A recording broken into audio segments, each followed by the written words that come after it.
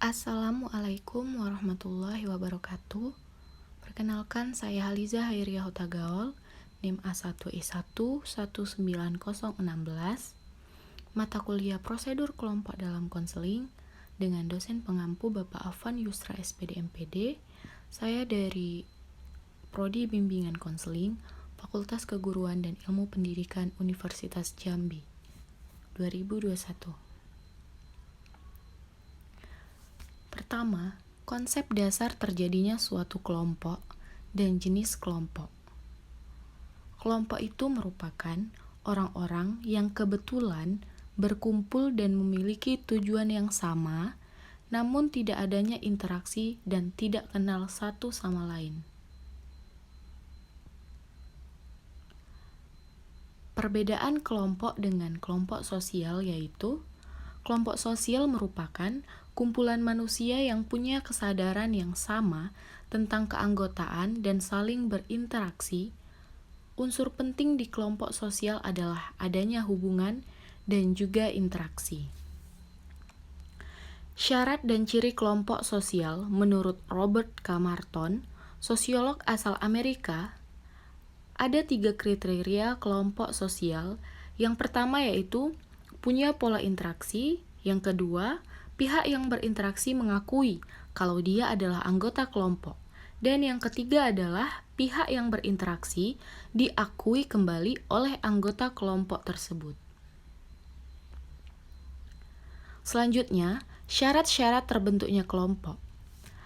Dalam pembentukan kelompok, ada syarat-syaratnya, yaitu yang pertama, adanya kesadaran sebagai bagian dari kelompok yang bersangkutan. Kedua, adanya hubungan timbal balik antar anggota baru. Ketiga, adanya faktor pengikat, seperti kesamaan ideologi, kepentingan, dan kesamaan nasib. Keempat, memiliki struktur, kaidah, dan pola perilaku yang sama. Kelima, bersistem dan berproses. Dan yang keenam, terakhir adalah adanya tujuan bersama yang ingin dicapai. Jenis-jenis dalam kelompok yaitu ada kelompok primer yang merupakan suatu kelompok yang anggotanya hanya sedikit. Meskipun tidak setiap kelompok yang anggotanya sedikit merupakan dari kelompok primer. Hubungan antar anggota tersebut bersifat personal. Ada kelompok sekunder. Kelompok sekunder merupakan suatu kelompok yang berjumlah anggotanya itu banyak. Hubungan antar anggota tersebut juga bersifat interpersonal. Selanjutnya, konsep bimbingan dan konseling kelompok. Bimbingan dan konseling kelompok menurut Prayitno. Bimbingan kelompok. Menurut Prayitno 2004, bimbingan kelompok adalah layanan bimbingan yang diberikan pada suasana kelompok. Sedangkan menurut Mungin 2005, bimbingan kelompok merupakan layanan bimbingan dan konseling yang diberikan kepada individu untuk membahas masalah atau topik umum secara luas dan mendalam yang bermanfaat bagi anggota kelompok. Sedangkan konseling kelompok menurut Prayitno merupakan mengaktifkan dinamika kelompok untuk membahas berbagai hal yang berguna bagi pengembangan pribadi atau pemecahan masalah individu yang menjadi peserta kegiatan kelompok. Konseling kelompok dibahas masalah pribadi yang dialami oleh masing-masing anggota dari kelompok tersebut. Selanjutnya, tujuan dari bimbingan dan konseling kelompok. Tujuan dari bimbingan kelompok yaitu untuk pengembangan pribadi, pembahasan topik-topik atau masalah-masalah umum secara luas dan mendalam, yang bermanfaat bagi para anggota kelompok sehingga terhindar dari permasalahan. Sedangkan tujuan dari konseling kelompok yaitu agar berkembangnya kemampuan sosialisasi siswa, khususnya kemampuan komunikasi peserta layanan atau anggota kelompok. Konseling kelompok ini bertujuan untuk membahas topik-topik tertentu yang di dalamnya mengandung permasalahan aktual atau hangat dan menjadi perhatian peserta. Melalui dinamika kelompok yang intensif, pembahasan topik-topik itu mendorong pengembangan perasaan, pikiran, persepsi, wawasan, sikap yang menunjang diwujudkan oleh tingkah laku yang lebih efektif. Dalam bimbingan kelompok dan konseling kelompok, terdapat asas-asas, yaitu asas bimbingan kelompok berupa asas kesukarelaan, asas keterbukaan, asas kegiatan, asas kekinian, asas kenormatifan, dan asas kerahasiaan. Sedangkan asas dalam konseling kelompok yaitu asas kerahasiaan, asas kesukarelaan, asas keterbukaan, asas kegiatan, asas kenormatifan, dan asas kekinian. Tahap-tahap dalam bimbingan dan konseling kelompok yaitu tahap pembentukan, tahap peralihan, tahap kegiatan, dan tahap pengakhiran.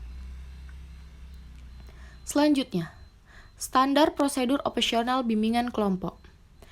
Menurut Prayitno dan Amti 2004, standar prosedur operasional bimbingan kelompok yaitu yang pertama perencanaan. Dalam perencanaan ini adalah kegiatan itu dilakukan dengan mengidentifikasi topik-topik yang akan dibahas di dalam bimbingan kelompok tersebut. Membentuk kelompok, menyusun jadwal kegiatan, menetapkan prosedur layanan, menetapkan fasilitas-fasilitas yang akan digunakan dalam layanan, dan juga menyiapkan kelengkapan administrasi. Yang kedua, pelaksanaan dalam bimbingan kelompok tersebut.